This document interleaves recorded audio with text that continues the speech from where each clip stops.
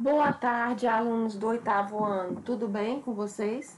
Espero que todos vocês estejam bem, que vocês estejam com saúde, né? Para que daqui a pouco, quando a gente voltar, esteja todo mundo reunido novamente, né? Para que a gente volte à nossa rotina normal, se Deus quiser. Algo que, creio eu, não vai estar muito longe, né?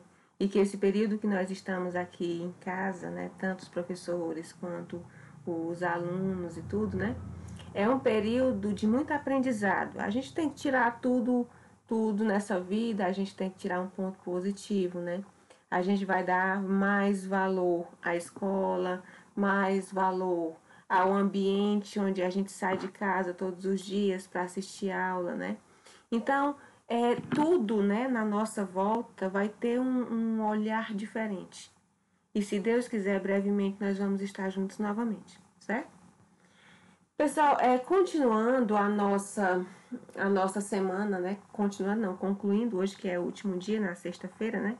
A nossa semana de revisões de conteúdos, nós vamos também revisar os conteúdos da disciplina de literatura que nós vimos, né, nesse terceiro bimestre. Nós vimos o debate regrado público, né? Nós vimos o abaixo-assinado e nós vimos as cartas argumentativas de reclamação, de solicitação, a carta aberta, né? A carta de reclamação e solicitação ao mesmo tempo, né? Então, já expliquei para vocês detalhadamente, por mais de uma aula cada conteúdo, né? Sobre essas tipologias textuais. Hoje nós vamos fazer uma revisão geral de todos esses conteúdos, né? Que a gente viu nesse bimestre. Iniciando, nós vamos ver, né, na nossa revisão de conteúdos, nós vamos ver o debate regrado público. Todos esses gêneros que a gente viu aqui, tanto o debate regrado público, quanto as cartas argumentativas, quanto o abaixo-assinado, são gêneros, né, que fazem com que se desenvolva o nosso senso cidadão, né, onde a gente vai procurar, né, buscar os nossos direitos, né, também, né, realizando os nossos deveres. A gente só pode ter um direito quando a gente faz direitinho o nosso papel na sociedade, né? Então, o debate regrado público, inicialmente, que foi o primeiro gênero textual público que nós estudamos, o primeiro gênero onde a gente exerce, né, a nossa cidadania. Então, o que é debater? Debater significa revelar nossa visão sobre um determinado tema. A oralidade é uma característica básica do gênero. O que é a oralidade, né? O debate regrado público, por mais que ele seja um gênero, né, tipicamente oral, mas ele precisa ficar registrado. Para que ele precise ficar registrado, algumas pessoas, né, transcrevem tudo o que acontece no debate para o papel, né, como uma forma de registro formal de tudo que aconteceu nesse debate regrado. Mas a oralidade, né, a fala das pessoas que estão debatendo determinado tema, né, é algo essencial nesse gênero, certo? Então vamos lá. O debate regrado público. O debate regrado é um gênero essencialmente argumentativo. Nós já estudamos no texto dissertativo argumentativo, né, nas crônicas argumentativas, né, que a argumentação é a defesa do ponto de vista pelo autor do texto, né, onde ele vai defender as suas ideias e vai fazer com que essas ideias haja uma persuasão, né, dos leitores, ou seja, ele faz um determinado texto com o objetivo, né, de tentar convencer o seu leitor, o seu interlocutor, sobre as suas ideias. Ou seja, ele vai convencer as pessoas que estão lendo o texto sobre o seu ponto de vista e tentar convencê-las desse ponto de vista, certo? Então, o debate regrado é um gênero essencialmente argumentativo. Ele nos permite expor livremente as nossas ideias. Pessoal, olha, a gente vai ver isso aqui lá no final. Por mais que a gente ache, né, que um debate haja briga, né, mas um debate, para ele ser essencialmente considerado como um debate, ele precisa que cada um defenda o seu ponto de vista sem que haja briga, né? Para que briga se cada um tem sua opinião diferente? Não é isso? Então, o debate regrado é um gênero essencialmente argumentativo. Ele nos permite expor livremente nossas ideias, como também exige estarmos aptos a respeitar as opiniões alheias, né? Então, é aquele ditado, né? O meu direito acaba onde termina o do outro, onde começa o do outro, alguma coisa assim, né? Então eu tenho que respeitar. Eu tenho que respeitar o ponto de vista, né, das pessoas, assim como também o meu rival debatedor, ele precisa respeitar o meu ponto de vista. Ou seja, o respeito é a mola mestra, né, de um debate regrado. Independentemente do resultado, essa experiência é extremamente enriquecedora, pois debater significa modificar as pessoas e a nós mesmos. É, antes de tudo, um exercício de cidadania. Essa argumentação se dá de forma espontânea, contudo, há aquelas em que prevalece um clima de formalidade, como é o caso dos debates regrados ao público, os quais assistimos pelos meios de comunicação em massa. Os mesmos contam com a participação de um mediador que desempenha a função de organizar o tempo em relação às falas dos participantes, atribuindo o direito de réplica, tréplica e entre outros direitos. Então, pessoal, né? O que é essa argumentação? É a defesa do ponto de vista, né, pelos debatedores, que é feita de uma maneira natural, de uma maneira mais espontânea, né? Mas existe, né, algumas ferramentas dentro do debate regrado público, né, que exigem um clima mais formal, como é aquele tipo de debate que a gente assiste pela televisão, principalmente nesse período de eleições, né, onde os debatedores vão para um determinado canal de televisão e, por exemplo, é lançado um assunto... estratégias para conter a disseminação da Covid-19, né? Então, cada um, né, vai mostrar o seu ponto de vista. Cada um vai argumentar sobre determinado tema que é fornecido pelo mediador, né? O mediador, que ele é a figura principal de um debate. Ele é uma espécie de administrador, né, desse debate, onde ele vai determinar direitos e deveres de cada debatedor, tempo de respostas, né?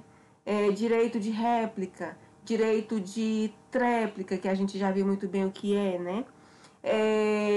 Direito de o público fazer perguntas ou não, quantas perguntas vão ser lançadas e aí por diante. Então, são N alternativas, né, que o mediador ele vai precisar utilizar para manter, né, o debate num clima natural, num clima sem que haja muitos atropelos, né, como se diz. O assunto geralmente é um tema de interesse coletivo, com vistas a revelar sobre o posicionamento sobre a ideologia de pessoas com certa influência na sociedade. Uma ocorrência típica dessa modalidade é em campanhas eleitorais, mais precisamente às vésperas da eleição. Então, se vocês prestarem muito bem atenção de agora até o dia 15 de novembro, que vai ser o dia da eleição, né? Vão ocorrer nos meios de comunicação, em jornais, em revistas, em sites da internet, principalmente na TV, né? A gente vai acompanhar de perto debates. Debate de quem? De candidatos a prefeito, né? Debates de quando era nas eleições presidenciais, né? Debate de candidatos ao cargo de presidente da República, de senadores, alguma coisa assim. Esse tipo de debate, ele existe muito no nosso dia a dia. Mas o que a gente vê muito é a presença desse debate, né, principalmente nessa época de eleições, quando os candidatos a um determinado cargo, né, eles vão mostrar, né, as suas estratégias, o que eles querem, o que eles vão fazer, o seu plano de governo, né? Então, unido a isso, né, eles vão para um determinado meio de comunicação, né? E através da presença desse mediador, que é o administrador do debate, né? Eles vão mostrar para o público, né, para a plateia, o seu ponto de vista, defender as suas ideias, defender o seu programa de governo, como é o caso agora que a gente está vendo nas campanhas eleitorais, certo? Por isso que eu coloquei aqui, pessoal, nesse slide, que acontece muito nas vésperas da eleição, né? Porque é quando mais a gente vê esse tipo de modalidade de texto, né? Certo? Estão entendendo, né? Em um debate, você vai discutir. Quando eu falo em discutir, pessoal, eu não estou falando na discussão briga, não. A discussão, a troca de argumentos, a troca de ideias, né? Uma conversa onde você vai tratar de um mesmo tema, né? Onde se muitas vezes vai se ter posições diferentes sobre o mesmo tema, certo? Você vai contestar, ou seja, você não precisa, né, concordar com todo mundo porque você tem suas ideias. Então você pode se opor a determinadas ideias. Isso é contestar, polemizar, argumentar, convencer, persuadir e defender um ponto de vista, né? Por quê? Porque as pessoas que estão participando de um debate, quando o mediador lança, né, uma pergunta para os debatedores, esses debatedores pode ser que eles não tenham o mesmo ponto de vista sobre um determinado assunto, certo? Pode ser que esse ponto de vista seja divergente, seja diferente, ok? Estão entendendo até agora o debate regrado? Então, o debate regrado, ele é uma ferramenta de cidadania, certo? Onde as pessoas vão exercer seus direitos, né? Através da apresentação de suas ideias, do seu ponto de vista, tá bom? Defender um ponto de vista é uma das ferramentas principais, das características principais do debate regrado público. As principais características do debate regrado público, né? É o gênero argumentativo. Por que a gente chama de gênero argumentativo, né? Porque lá, nessa tipologia textual, nós vamos perceber que as pessoas vão defender o seu ponto de vista, né? Cada pessoa tem uma ideia diferenciada sobre um determinado assunto. Produzido de maneira oral, numa situação em que dois debatedores expõem suas opiniões sobre um tema polêmico e tentam convencer os interlocutores. Por exemplo, existem dois debatedores, né? Esses debatedores, eles vão ter uma ideia diferente sobre um programa de governo lançado para evitar a disseminação da Covid-19, né? Então, esse é o tema lançado pelo mediador. Mas o debatedor A pode ter um ponto de vista, pode ter uma ideia, e o debatedor B também pode ter uma ideia diferenciada, diferentemente do debatedor A. Então, cada um, né, vai tratar sobre o mesmo tema, né, mas vão tentar convencer os seus interlocutores sobre, né, o seu ponto de vista, ok? Os debatedores fazem uso de argumentos, razões, explicações. Muitas vezes são utilizados, né, dados científicos, né? São utilizados dados estatísticos para mostrar, ou seja, como a gente viu lá na disciplina, né, de redação, Existem os argumentos, tipos de argumentos, né? Onde eu vou utilizar argumentos por exemplificação, onde eu vou exemplificar o assunto que eu estou tratando, né? Onde eu vou utilizar argumentos como referenciais teóricos. O que são referenciais teóricos? São estudos já feitos por outros autores e assim os argumentos podem ser de diversas maneiras, contanto que esses debatedores, né, eles façam de qualquer maneira o convencimento do leitor, o convencimento da plateia, do público que está assistindo, né, e que vai ser convencida por um ou por outro, certo? Por um debatedor A, por um debatedor B, ou pela quantidade de debatedores que existirem no debate. A linguagem é geralmente de acordo com a variedade padrão, mas podendo ser mais ou menos formal de acordo com a situação, perfil dos debatedores, a presença do público, o tema e etc. Geralmente são empregadas expressões como penso que, do meu ponto de vista, na minha opinião, concordo, discordo, concordo em parte e etc. Por quê? Porque aqui, aproximando-se, nós estudamos também. Eu estou falando muito na disciplina lá de redação, pessoal, porque são assuntos muito ligados, né? Nós estudamos lá na disciplina de redação, né?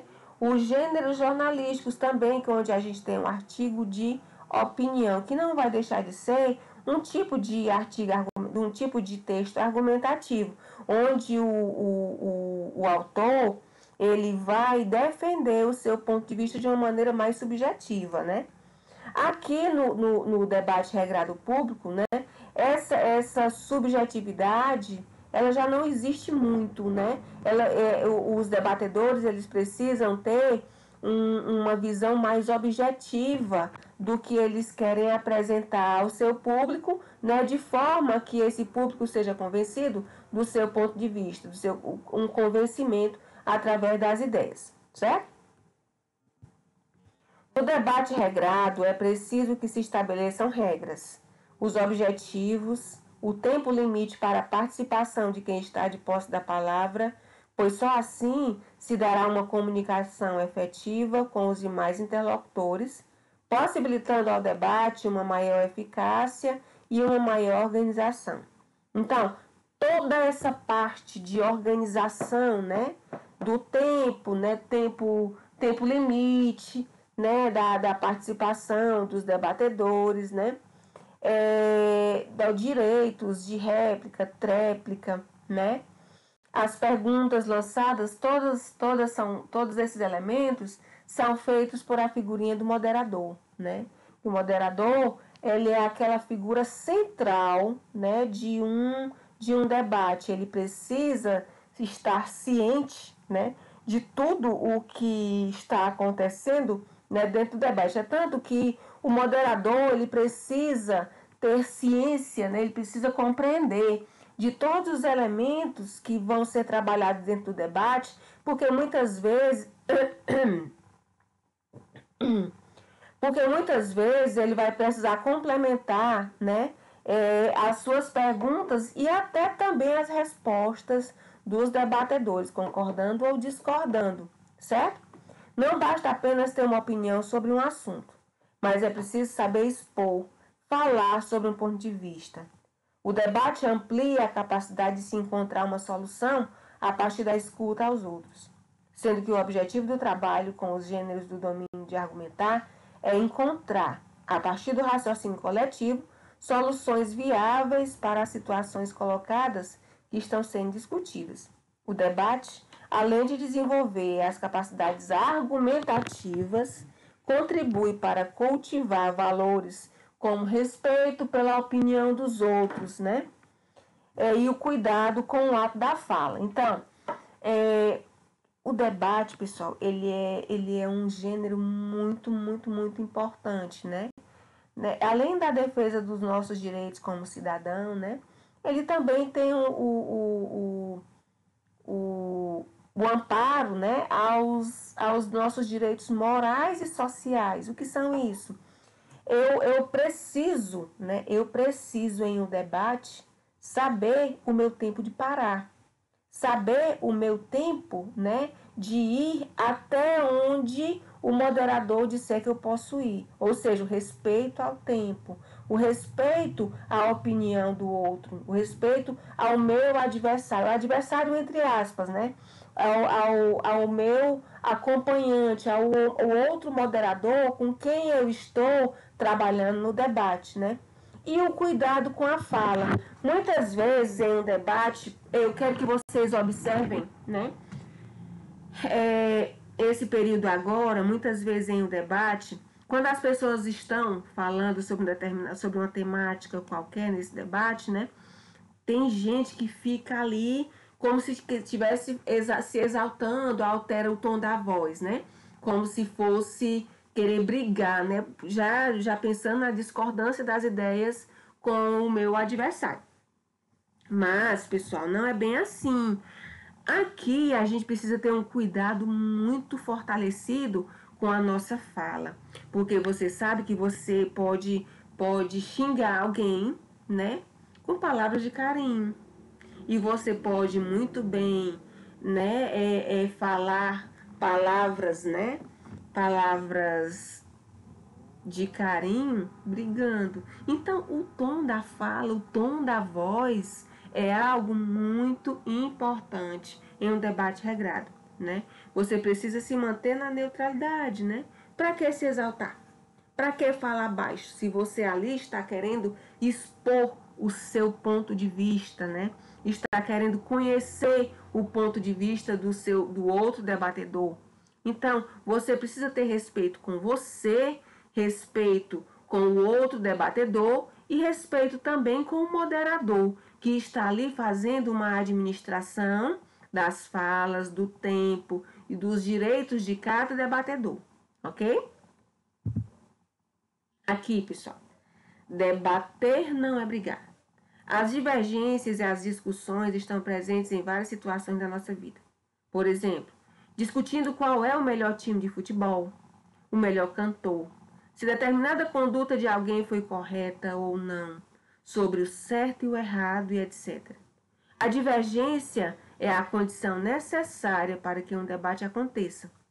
Mas se houver desrespeito entre os participantes, agressões verbais e físicas, essa interação deixa de ser debate e passa a ser uma briga. A gente sabe, pessoal, que ninguém tem uma opinião igualzinha à opinião do semelhante, né? Mas existe algo chamado respeito.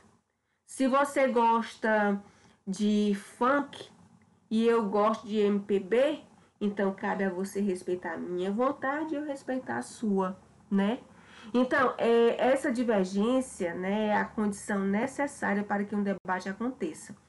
Então, os debatedores, eles podem ter, como eu falo desde lá do início, eles podem ter opiniões diferentes sobre o mesmo ponto de vista, né? Mas cada um vai lançar suas ideias para tentar convencer a plateia, tentar convencer os interlocutores sobre o seu ponto de vista, sem precisar brigar, certo? Debater não é brigar, é simplesmente defender o seu ponto de vista com argumentos para tentar convencer alguém sobre o mesmo, tá bom?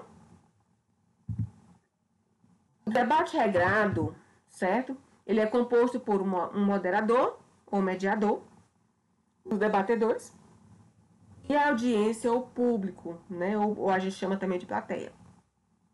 Então, o principal, né, administrador, digo assim, né, de um debate regrado é o moderador ou o mediador. Quem dita as regras, apresenta o tema a ser discutido, escolhe os debatedores, estipula o tempo de cada um, interrompe-os quando necessário, coordena o debate, visto que, quando um debatedor está com dificuldade argumentativa, cabe ao mesmo passar a vez para o outro debatedor com melhores argumentos. Ele também avalia os argumentos, inicia e encerra a discussão. Então, logo no início, pessoal, do debate, por isso que eu digo para vocês que o moderador ele tem assim um papel fundamental dentro de um debate regrado, certo? Porque ele vai iniciar, ele vai apresentar os debatedores, né?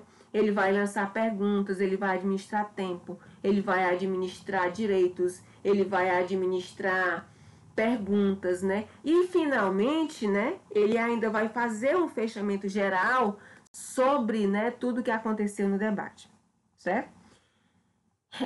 Os debatedores, eles expõem suas ideias e tentam convencer os interlocutores, fazendo uso de argumentos, razões, explicações, defesa de ponto de vista, defesa de ideias, para quê? Para convencer o público, convencer a plateia. A audiência e o público são as pessoas que assistem ao debate e podem fazer perguntas aos debatedores, se o moderador permitir, dentro das regras estabelecidas previamente. Pode também tomar partido sobre o tema discutido e decidir sobre a melhor exposição. Sendo que, pessoal, olha, a plateia pode sim participar de um debate, fazendo perguntas, né? Mas, novamente, ela só pode fazer isso se for de comum acordo, né? Um acordo prévio com o moderador e também com os debatedores, certo? Elas podem fazer essas perguntas, elas podem até comentar algum tipo de pergunta se antes já tiver sido combinado, principalmente com o moderador, que vai dar um tempo X para essa plateia, né, se aproximar dos debatedores e a eles lançarem suas dúvidas, perguntas, sugestões, apresentação de ideias, certo? Passos para um debate regrado. Eu coloquei aqui 7 passos, pessoal, para um debate regrado. Determinação de um tema, né? Você vai ter que lançar um tema e esse tema vai precisar ser estudado, né? Tanto pelo debatedor quanto pelo moderador e também até mesmo pela plateia. Escolha dos participantes e do moderador. Definição das regras, né? Quem é que vai começar o debate? A duração das intervenções, o papel do moderador, possibilidade de diálogo, participação do público, direito à réplica, tréplica e outros mais. O moderador saúda o público, apresenta o tema e os participantes. Recorda as regras previamente estabelecidas. A intervenção dos participantes, se tiver entrado em acordo com o moderador e com os debatedores. A participação do público para a formação de perguntas, novamente, se tiver sido combinado previamente com o moderador e com os debatedores. E o encerramento, né? O encerramento do debate pelo moderador com a apresentação de um balanço final, feito pelo próprio moderador ou por observadores externos previamente escolhidos. Mas geralmente quem faz esse encerramento, né, geral é o moderador, né? Onde o moderador ele precisa estar atento, né? Durante todo o tempo do debate, ele precisa estar atento para que no final ele possa fazer as suas colocações, fazer as suas observações sobre o que foi tratado no debate, ok? Como agir em um debate regrado? Como já diz o nome, regrado. Esse debate tem regras que devem ser cumpridas ou o debatedor estará fora do debate. Não se julgam pessoas, mas sim as ideias. Jamais a discussão deve ser levada para o lado pessoal, porque isso aqui a gente não está tratando, né, de subjetividade, o artigo pessoal é que onde o escritor ele vai tratar das suas ideias pessoais. Aqui no debate regrado, não. Aqui no debate regrado vai existir mais a objetividade sobre o tema que está sendo tratado.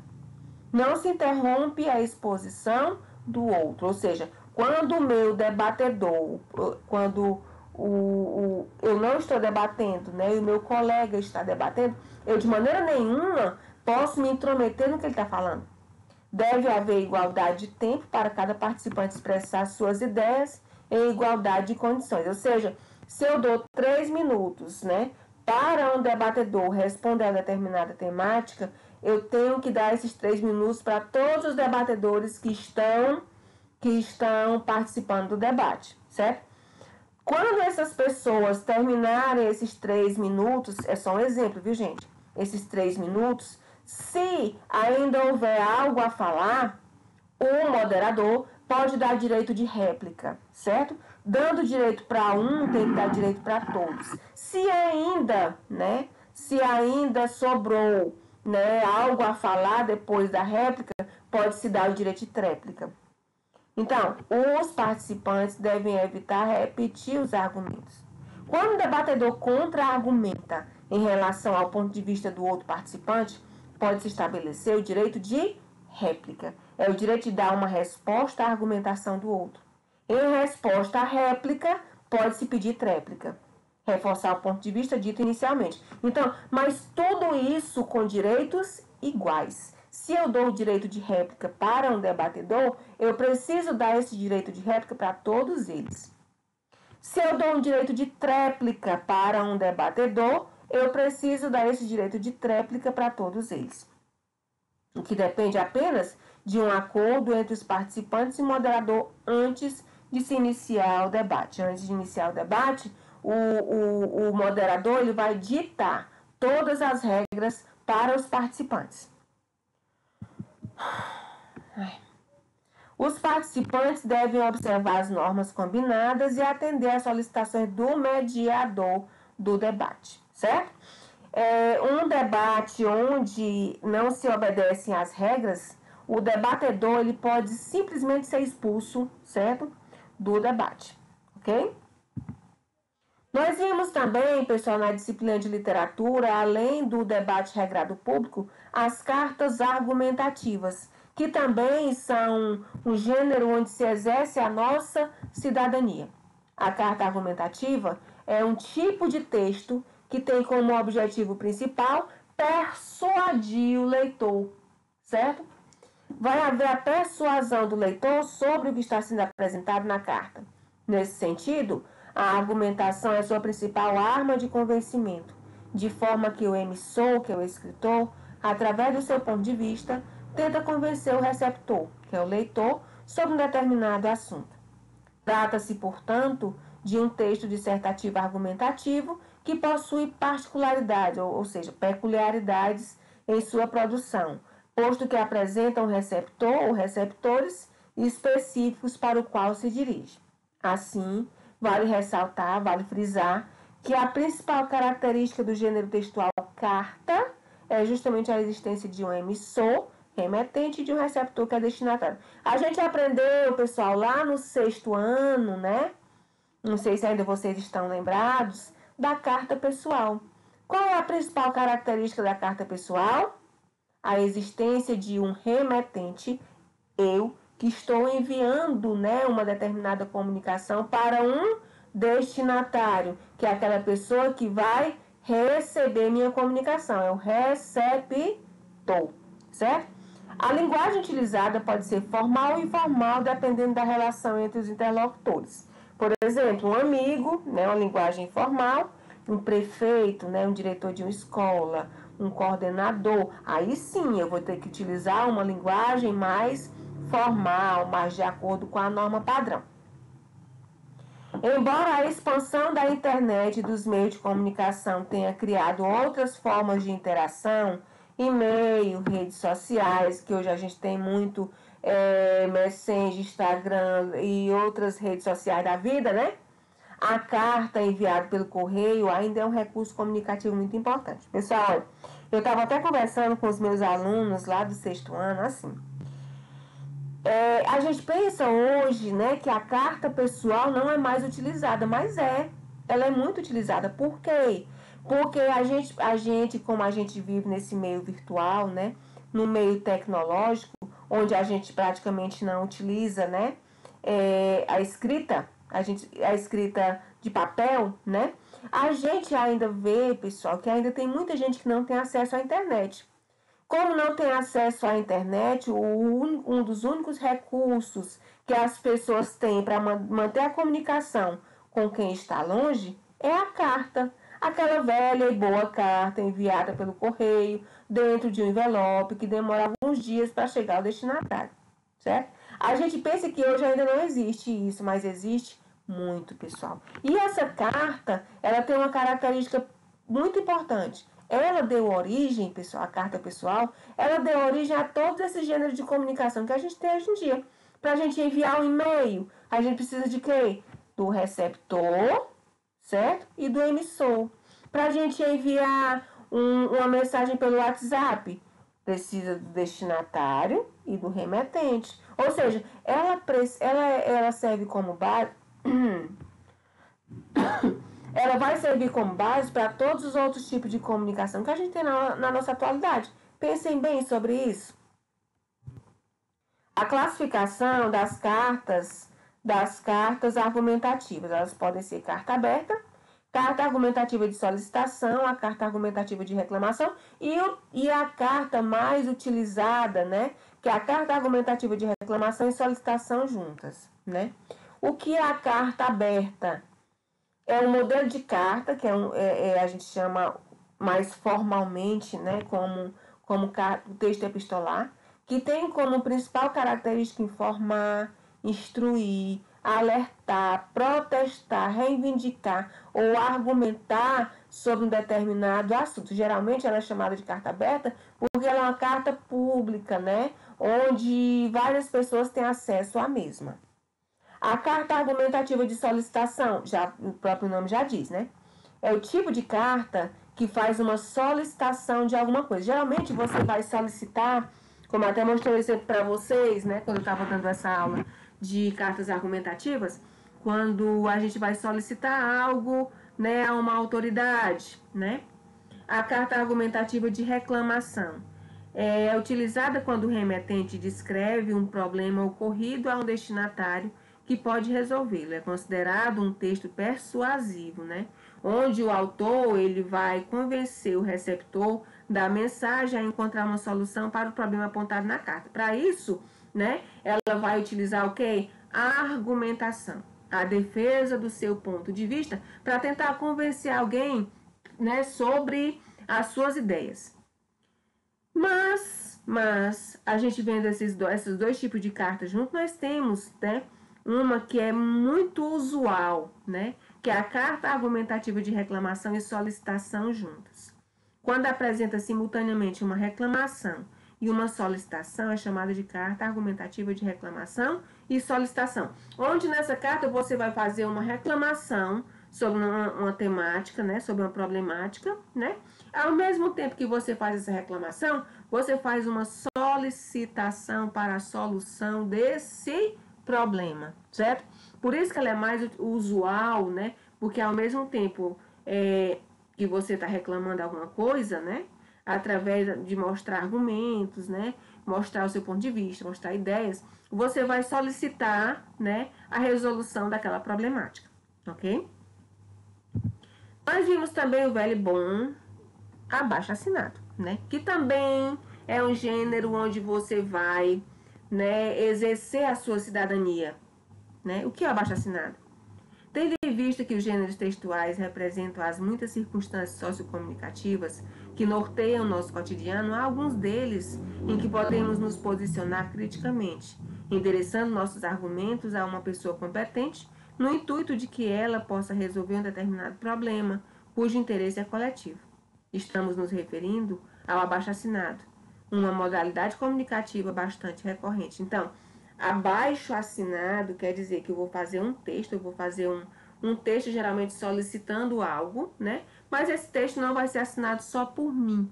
Ele vai ser assinado por um conjunto de pessoas, né? O que vai fortalecer cada vez mais as ideias apresentadas no texto. Porque eu não vou apresentar essa ideia só minha. Eu vou apresentar as ideias de uma coletividade, ok? Por tratar de assuntos de interesse coletivos, o abaixo-assinado permite que um grupo de pessoas se reúna e faça a solicitação necessária, podendo essa ser endereçada a um prefeito, ao reitor de uma universidade, ao síndico de um condomínio, entre outros. Dessa forma, trata-se de uma situação cujo contexto requer um tratamento específico, sobretudo em se tratando do padrão formal da linguagem. Assim, a estrutura atribuída a tal gênero obedece aos seguintes parâmetros: o vocativo, o corpo do texto, né? O local e a data e a assinatura dos solicitantes. O que é o vocativo, né? Trata-se de um espaço no qual deverá conter o nome do destinatário e o cargo, seguido do pronome de tratamento adequado. Excelentíssimo senhor prefeito do município de Viçosa do Ceará. Então, eu preciso utilizar, certo? Esse pronome de tratamento correspondente ao cargo, né, da pessoa para quem eu estou querendo mandar a comunicação. O corpo do texto, parte que apresenta a exposição dos argumentos propriamente ditos, acompanhados das respectivas solicitações que o justifiquem, ou seja, aqui nesse corpo do texto, onde eu vou apresentar minha argumentação, meu ponto de vista, fazendo com que o meu interlocutor seja convencido do que eu estou falando. E, por fim, o local, a data e a assinatura dos solicitantes, certo? Junto das assinaturas é possível conter os dados pessoais, tais como o documento de identidade, o endereço, entre outros, certo? Então, geralmente no abaixo-assinado não se coloca somente o nome da pessoa que está solicitando algo, né? Que está assinando o documento, a carta, né? É colocado um documento, pode ser o RG, pode ser o CPF, pode ser o número de telefone, pode ser até mesmo o endereço, tá bom? Algo que vai identificar, né, o assinante do documento. Nós vimos também a informatividade, né? O que é mesmo a informatividade? Ela interfere na construção da coerência do texto e é parte importante na sua interpretação. Ela é informação trazida pelo produtor do tópico discursivo e nos diz de que trata determinada produção. Ou seja, eu preciso, né, estar informado sobre um determinado tema, sobre um determinado assunto, né, para que eu possa escrever o meu próprio texto. É a informação trazida pelo produtor do tópico discursivo e nos diz do que trata determinada produção. A definição de informatividade. A definição de informatividade é usualmente utilizada pela literatura, que destaca o fato de que a compreensão de um texto depende do conhecimento de outros textos. O que eu sempre falo aqui para vocês, pessoal, para que a gente possa escrever um texto com adequação, a gente precisa estudar esse texto. Ou seja, a gente precisa ter o que eu chamo de conhecimento de mundo, né? A gente precisa ler, a gente precisa se inteirar, a gente precisa ler um jornal, uma revista. Hoje, com os meios virtuais, é tudo muito fácil, né? Agora, a gente precisa também saber de onde nós estamos tirando essa informação. Com as fake news que a gente vê hoje no nosso dia a dia, né? A gente não pode se apegar a toda e qualquer informação que chega aos nossos olhos e nossos ouvidos. Por quê? Porque muitas informações hoje no nosso meio são falsas, né? Então a gente precisa se atentar, a gente precisa saber selecionar direitinho, né, todas essas notícias, todos esses textos, todas essas informações que nos chegam diariamente. A informatividade diz respeito à quantidade de prever a informação. Os conceitos de ambos os autores se complementam quando refletem que para o indivíduo ter acesso à informatividade, precisa ter dados suficientes para entender a informação. E para que eu tenha, pessoal, esses dados suficientes, né? Eu preciso ler. Eu preciso me inteirar do que está acontecendo ao meu redor. Eu preciso ter um conhecimento de mundo. Daí, pessoal, a importância gigantesca que a gente tem, né? Da importância da leitura, né? Uma pessoa que não lê hoje é uma pessoa alienada. O que é uma pessoa alienada? Uma pessoa que não sabe conversar, não sabe debater, né? Não sabe argumentar, não sabe defender suas próprias ideias, porque não tem um conhecimento, né, de mundo, né? O seu mundinho ali, as suas informações são muito restritas ao seu próprio conhecimento, que ele acha que é tudo, e não é, certo? Pessoal, a nossa avaliação global que foi passada ontem, certo? Vocês têm o prazo de uma semana. Como eu pedi ontem, né, que vocês, quem puder me mandar até no final de semana, para que sobre mais, eu estou pensando em vocês, para que sobre mais tempo para vocês estudarem o restante das disciplinas durante a próxima semana, que vai ser uma semana puxada, né? Vai ser uma semana de provas. E, pessoal, ainda alertando algumas pessoas, né? Eu passei a tarde hoje entrando em contato com algumas pessoas que ainda não me entregaram as avaliações parciais, né? Que foi aquela a crônica argumentativa sobre o uso da tecnologia, né? O uso do celular, as vantagens e as desvantagens. Então, pessoal, eu estou recebendo ainda até hoje, certo? Para que não corra o risco de que vocês não me mandem e vão ficar com nota vermelha, tá bom? Então, pessoal, a nossa aula de hoje foi só. Estudem principalmente por essa videoaula que eu dei para vocês hoje, porque isso aqui foi o resumão de toda a nossa disciplina de literatura, certo? Então, pessoal, nossa aula de hoje foi só. Fiquem com Deus. Que Deus proteja cada um de nós e nossas famílias. Tchau, tchau.